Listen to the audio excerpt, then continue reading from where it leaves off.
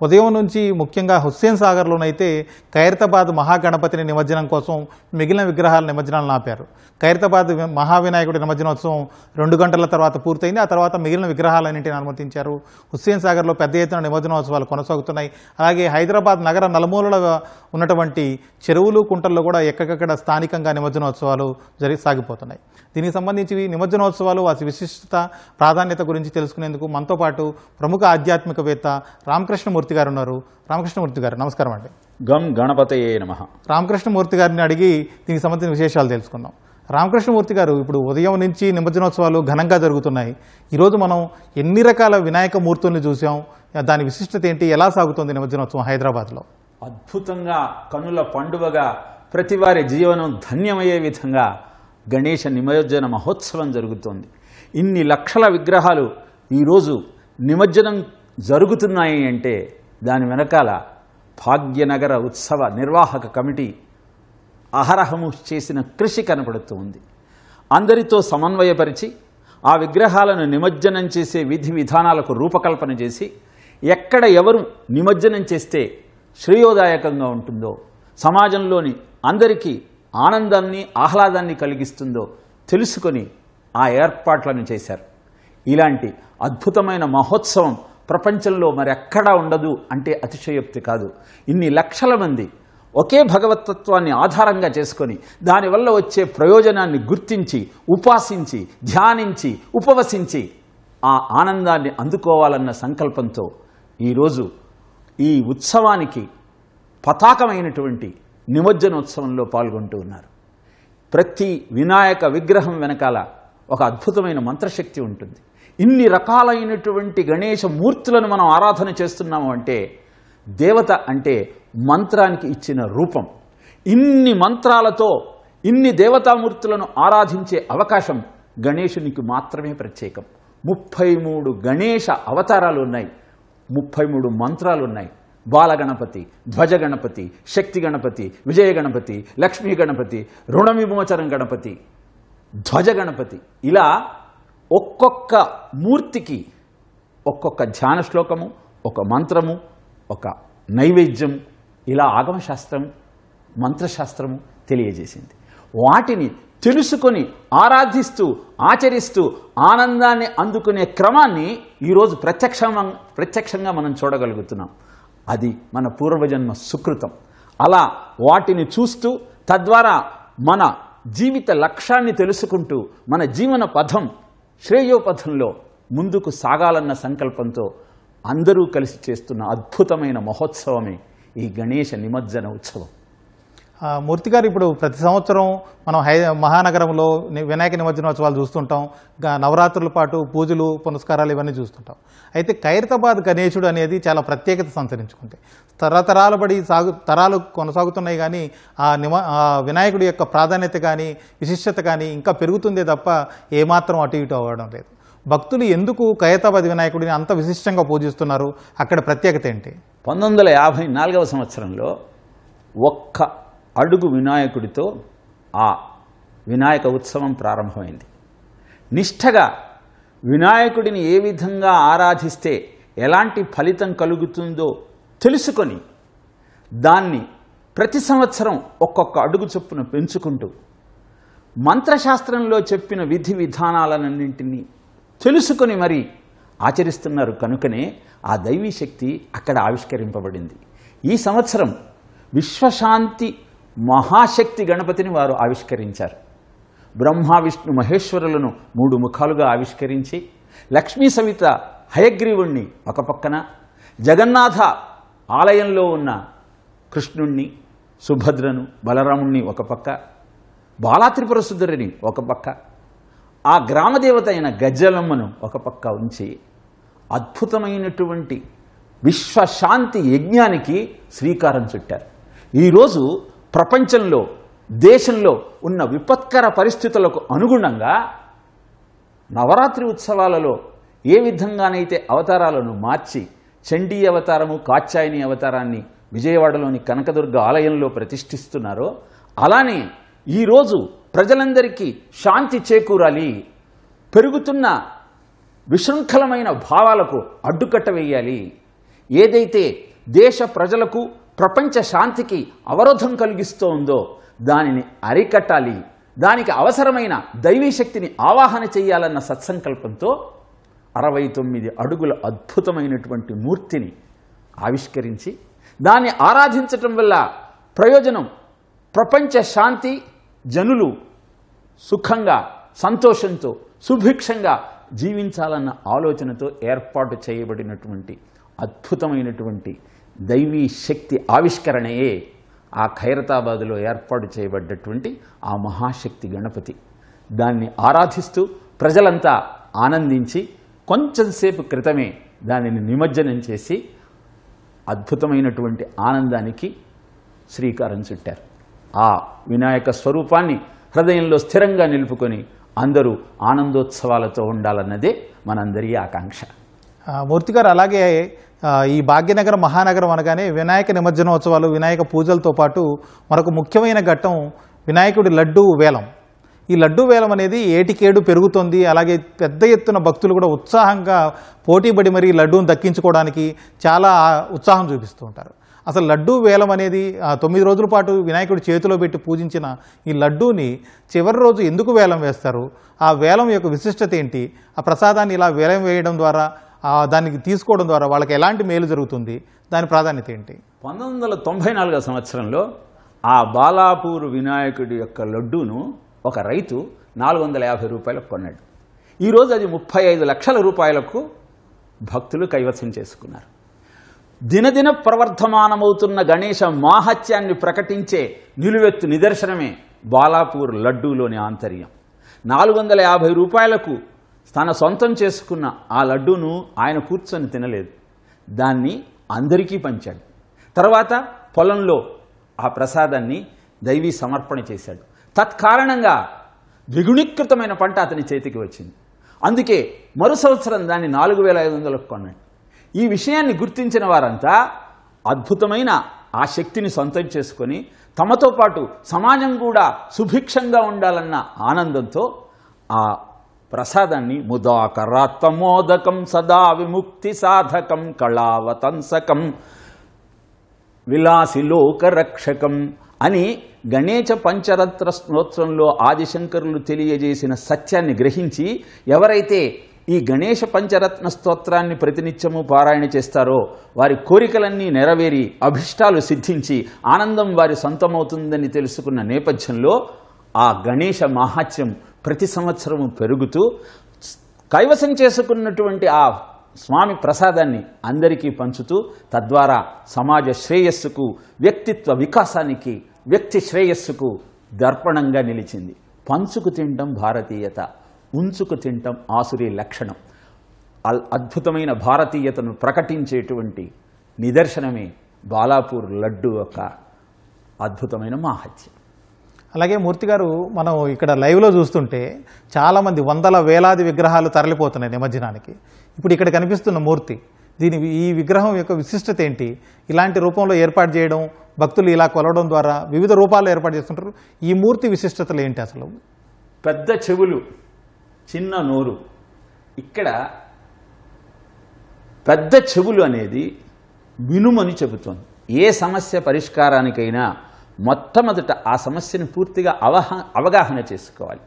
అవగాహన అయిన తరువాత వచ్చే ఆలోచన నీ సమస్యకు పరిష్కారాన్ని అందిస్తుంది. గణపతి తత్వమే అది. పెద్ద చెవులు, చిన్న నోరు అమలారా, మాట్లాడక వినమంటుంది అయ్యలారా. ఎరుక నీకైతే అమలారా, కొరత లేని జీవితమే అయ్యలారా.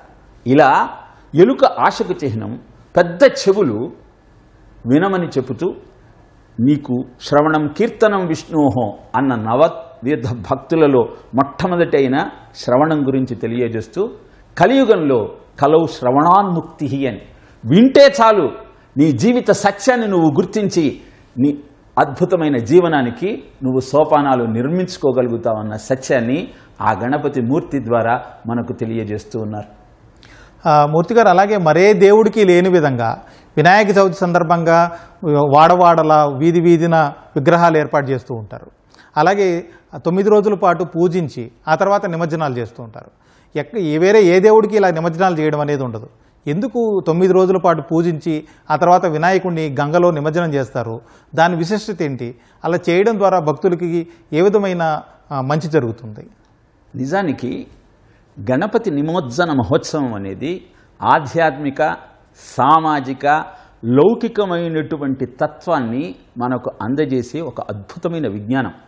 ఏదైతే విజ్ఞాన శాస్త్రం ఈ సృష్టికి కారణమని చెబుతున్న బిగ్ బ్యాంగ్ థియరీ ఉందో దాన్ని పురాణము అద్భుతంగా నిర్వచించింది. శబ్దాద్వ్యోమత ససర్జత విభో స్పర్శం తథా మారుతం తస్మాత్ రూపమహో మథోరసం సతం తోయం గంధం మహీం ఏవం మాధవ పూర్వపూర్వకలనాత్ ఆజ్ఞాద్య ధర్మాన్వితం భూతగ్రామమిమం త్వమేవ భగవన్ ప్రాకాశయస్తామసాత్ అని ఆకాశం నుంచి వాయువు, వాయువు నుంచి అగ్ని, అగ్ని నుంచి జలము, జలం నుంచి భూమి వచ్చిందని పురాణం చెప్పిందే. బిగ్ బ్యాంగ్ థియరీలో మొట్టమొదట స్పేస్, దాని నుంచి వాయువు హైడ్రోజన్, దాని నుంచి అగ్ని స్టార్స్, దాని నుంచి నీరు ప్లాస్మా, దాని నుంచి భూమి మనం ఉన్నటువంటి ఉనికి ఏర్పడిందని పురాణం చెప్పిన దాన్నే ఆధునిక విజ్ఞానం కూడా ధృవీకరించింది. అక్కడ ఆధునిక విజ్ఞానం ఆగిపోయింది. కానీ భారతీయుడి తత్వం ఏమిటి? ఏ సూక్ష్మతత్వం నుంచి అయితే అద్భుతమైనటువంటి ఈ స్థూలతత్వం ఏర్పడిందో తిరిగి ఈ స్థూలతత్వం నుంచి ఆ సూక్ష్మతత్వం వైపు ప్రయాణం చేయమని చెప్పటమే నిమజ్జనంలోని అంతరార్థం. అందుకే పృథ్వీతత్వం నుంచి జలతత్వంలోకి వెళ్ళి, జలతత్వం నుంచి అగ్ని సూర్యుడి ద్వారా వచ్చే కిరణాల ద్వారా వాయువుగా మారి, అక్కడి నుంచి తిరిగి ఆకాశంలోని ఆ అంతరాత్మ చైతన్యంలోకి లీనం కమ్మని చెప్పేదే భారతీయత యొక్క అంతరార్థం. మానవ జన్మ అంటేనే మా అంటే వద్దు, నవ అంటే కొత్త, జన్మ అంటే పుట్టుక. నీవు పూర్వజన్మ సుకృతం కారణంగా 84 లక్షల జీవరాశులలో దుర్లభమైన మానవ జన్మను పొందావు.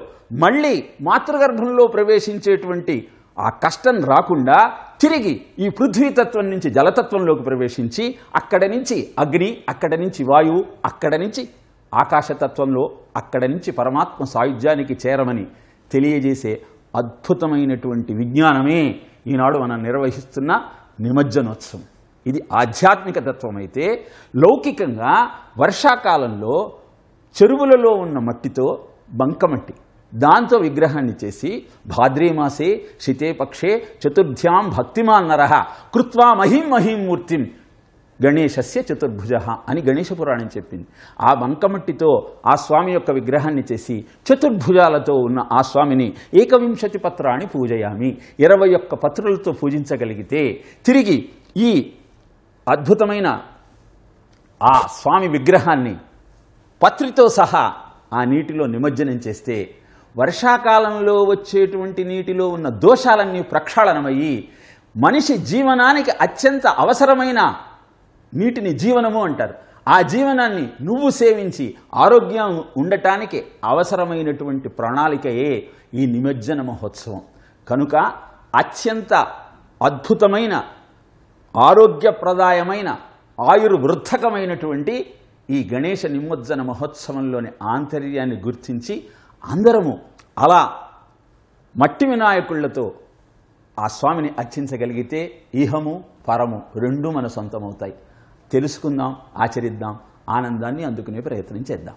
అలాగే మూర్తి గారు, ఎక్కడా లేని విధంగా మరీ ముఖ్యంగా ఈ భాగ్యనగరంలో ఇంత పెద్ద ఎత్తున విగ్రహాలు ఏర్పాటు చేస్తారు. అలాగే నిమజ్జనోత్సవాలు కూడా ఈ కోలాహలంగా ఇంట్లో పండగ కంటే ఇంకా మిన్నగా వేలాది మంది, లక్షలాది మంది భక్తులు తరలి వచ్చి నిమజ్జనోత్సవాలు పాల్గొంటారు. వాళ్ళు తిలకించి ఆనందం పొందుతూ ఉంటారు, ఒక రకమైన ఆస్వాదిస్తూ ఉంటారు.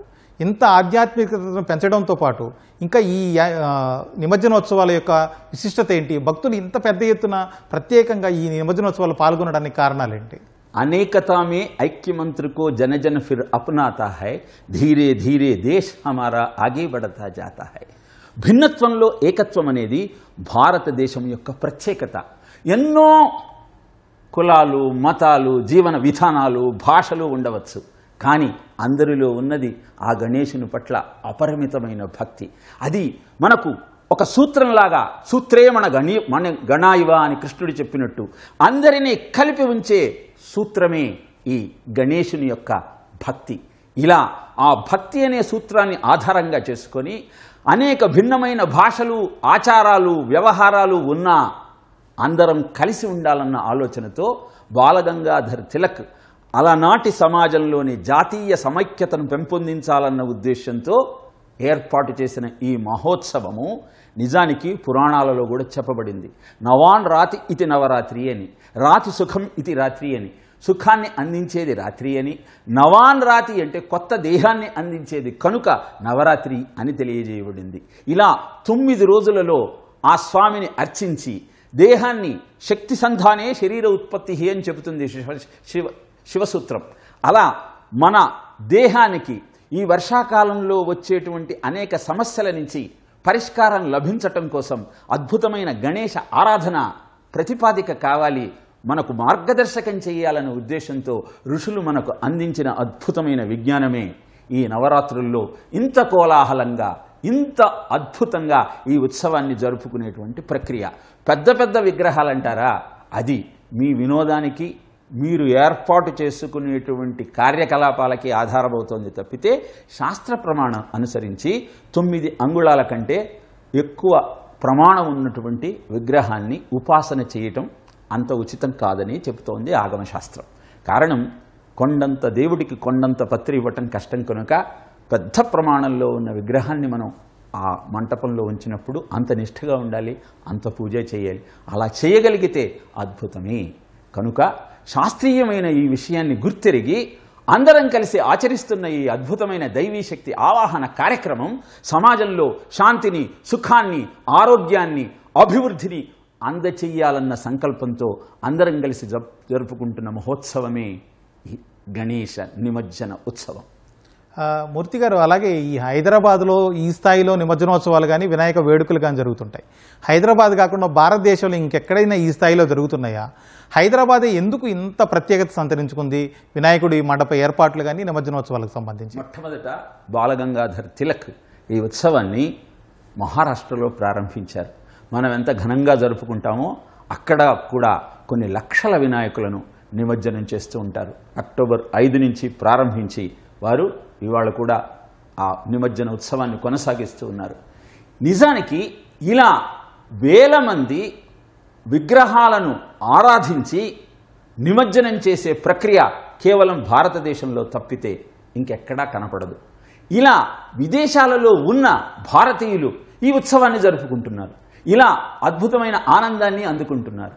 మన లక్ష్యం కూడా అదే. ప్రపంచమంతా ఈ అద్భుతమైన గణేశ తత్వంలోని ఆంతర్యాన్ని తెలుసుకొని జాతి, మత, వర్ణ వివక్షత లేకుండా గణేశుణ్ణి ఆరాధించగలిగినప్పుడు ప్రపంచ శాంతి నెలకొంటుంది, ప్రపంచమంతా సుఖంగా ఉంటుంది. లోకా సమస్త సుఖినో భవంతు అన్నటువంటి భారతీయ ఆలోచన విధానానికి శ్రీకారం చుట్టినట్టుంటుంది. అలా కుర్వంతో విశ్వమార్యం అన్నటువంటి ఋషి వాక్యాన్ని గణేశ ఉత్సవాల ద్వారా ప్రపంచమంతా వ్యాప్తి చెందాలన్న సంకల్పంతో ఈ గణేశ నిమజ్జన ఉత్సవాన్ని జరుపుకునే ప్రయత్నం చేద్దాం.